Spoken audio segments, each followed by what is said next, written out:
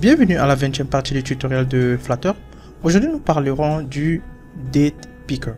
Le Date Picker, c'est plus ou moins un sélecteur de dates utilisé dans la mesure où vous aimeriez afficher les jours d'un mois donné et permet aussi de choisir un jour. Donc, les jours sont disposés dans une grille rectangulaire avec une colonne pour chaque jour de la semaine. Donc, on ira au niveau de notre code et on essaiera de programmer notre Date Picker ou notre sélecteur de date. Donc, je retourne au niveau de mon environnement de développement. Ici, vous aviez toujours le même code, la même structure. On importe toujours le matériel. Vous aviez le run, vous avez le stateless. Et après ça, je descends. Vous aviez à ce niveau-là le stateful. Et à ce niveau, vous aviez maintenant le state. Au niveau du corps, avant de parler du corps, je vais faire référence à l'arc-bar. Vous aviez toujours la même structure. Et après ça, on arrive au corps. Donc, je vais essayer de réduire mon arc-bar à ce niveau-là. Et vous aviez après le corps. On ira pour programmer maintenant notre sélecteur de dates. Donc, on se met toujours au niveau du state. Et après ça, on essaiera maintenant de créer notre sélecteur de dates. Donc, on va avoir la fonction du nom de future. Ou bien on peut l'appeler future. Et on va appeler notre fonction select. Je vais appeler ça select full date.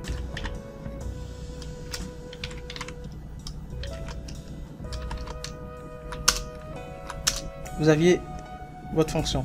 Donc à ce niveau-ci, vous allez ajouter à 5 puisque on aura tout simplement la possibilité de pouvoir maintenir. J'ai supprimé ici la collade. Je vais supprimer ça. Ok, c'est bon. Donc à ce niveau-là, on va pouvoir effectuer un stop et ça va permettre au fait de synchroniser au fait le processus et attendre au fait notre réponse. Donc ici, en général, lorsque vous utilisez le future, vous devrez obligatoirement avoir l'import de package. Je vais vous donner le nom du package qu'il faut importer. Donc je mets ici import. Ok, et le package ça sera Dart 5. C'est tout. Vous importez ce package là. Et derrière, vous pourriez procéder à la programmation maintenant de votre Date Picker. Donc ici, je vais appeler la fonction date. Ok. Donc vous aviez datetime. On va déclarer par exemple notre variable qui va s'appeler par exemple picker. Vous pourriez donner la variable que vous désirez. Et vous ajoutez la fonction await. Donc après await, on va appeler maintenant la fonction show Date Picker. Okay. Donc cette fonction là elle permet au fait de pouvoir vous afficher une boîte de dialogue et derrière vous pourriez choisir votre date. Donc vous aviez cette fonction, vous aviez le contexte. Au niveau du contexte, vous allez devoir ajouter ici. Donc on reste toujours sur la page en question, donc on reste dans le même contexte à ce niveau là. Vous aviez l'initialisation de la date. Ça veut dire que c'est plus ou moins un calendrier. Et le calendrier, vous devrez dire au fait quelle date vous devrez par défaut initialiser. Donc on va initialiser avec le nom de DateTimeNow. Donc on est pour la date d'aujourd'hui. Je vais structurer de cette manière pour que ça soit plus intéressant. DateTimeNow. Okay. Je mets une virgule à ce niveau-là. Et là maintenant vous aurez la date, c'est-à-dire que vous aurez la date par exemple de l'année qui commence peut-être de 2020 à 2025 ou bien de 2025 à 2026. Ça dépend de l'intervalle de date que vous aimeriez avoir. Donc je vais mettre date time à ce niveau-là et je spécifie. Je mets l'année, je dis par exemple 2018 et après ça je fais la même chose à ce niveau-là. C'est-à-dire on a le début et la fin de notre date et je mets par exemple 2025. Ça c'est un exemple. Vous pouvez mettre 2030, ça dépend. Et c'est tout. Vous pouvez valider normalement cette information à ce niveau-là. Donc je mets ici un point virgule et vous aviez la déclaration de votre Date Picker. Ce qu'on fera, on essaiera d'afficher cette date. Donc pour ce faire, on va dire tout simplement, s'il se trouve que vous sélectionnez votre valeur en question, c'est-à-dire la date que vous aurez à choisir lorsque vous aurez la boîte de dialogue.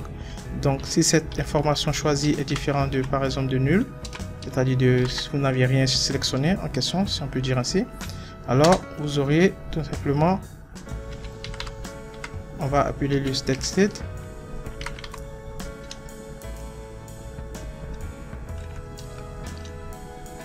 à ce niveau-là.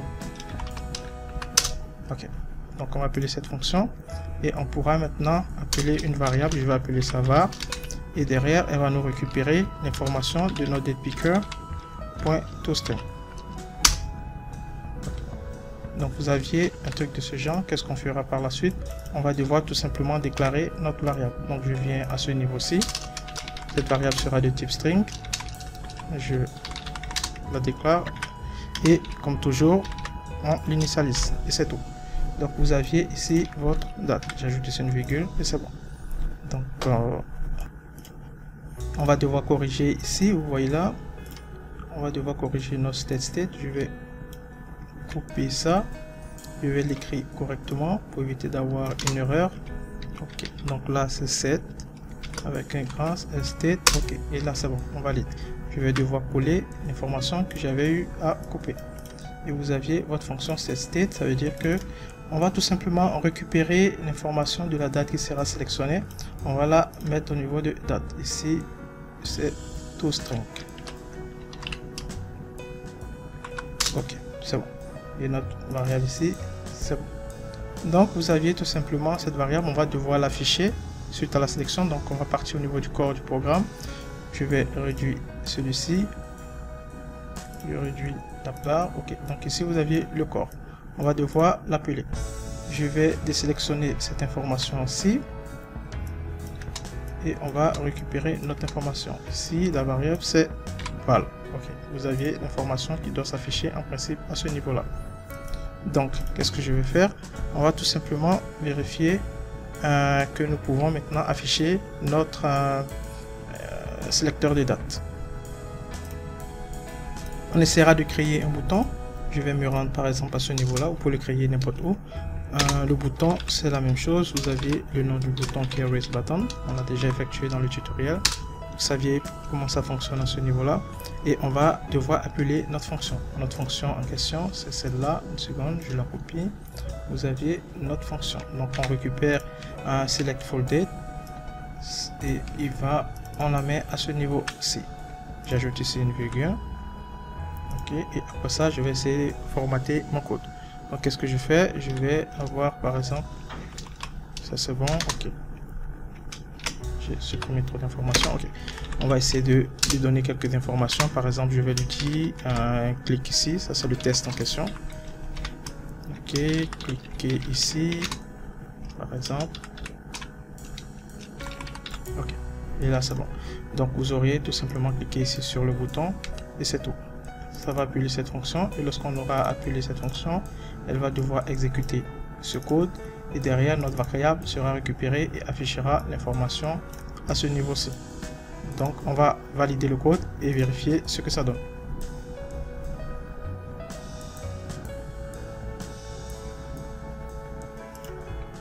Vous aviez votre bouton ici qui a été affiché. Je clique sur le bouton cliquer ici et vous aviez votre boîte de dialogue qui s'affiche. Vous voyez, vous aviez ici un 2020. Je vais monter au niveau de mon code.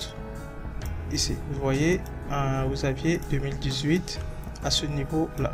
Et pourquoi il s'affiche en 2020? Parce que nous avions date now. Donc, il récupère la date de l'année en cours.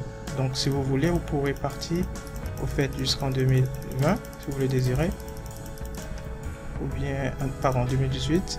Je récupère ici. Vous voyez, vous aviez de 2018 et vous aviez jusqu'en 2027. Donc ici vous voyez on est déjà en 2028 et là il va continuer jusqu'en 2030. Ok, donc on va recompiler le code. Ok, ici je revalide. Donc on revient en 2020. Aujourd'hui je récupère le 15 par exemple, je fais ok et vous aviez la date qui s'affiche et cette date elle est contenue avec les secondes, les heures, les millisecondes qui sont affichées à ce niveau. On pourra essayer de lui demander de nous afficher l'heure et le jour, etc. À ce niveau-ci, vous aviez la structure du code qui est très simple. Comme je le disais, vous aviez tout simplement à initialiser votre variable à ce niveau-là, vous appelez tout simplement l'initialisation, où est-ce que le jour auquel vous vous trouvez, vous aviez la date de début, la date de fin de votre calendrier, et derrière, vous récupérez l'information dans la variable. Après, vous pourriez tout simplement l'afficher au niveau d'un test ou bien d'un test field. Donc c'est tout. Sans oublier à avoir l'importation de cette bibliothèque. Donc ici, c'est tout concernant le sélecteur de date. On essaiera au fil de l'évolution du tutoriel de vous donner plus d'informations à ce niveau. Et vous aurez plus ou moins la possibilité de récupérer seulement la date ou bien l'heure, et vous comprenez comment ceci fonctionne. Donc merci du suivi et à plus pour le second tutoriel.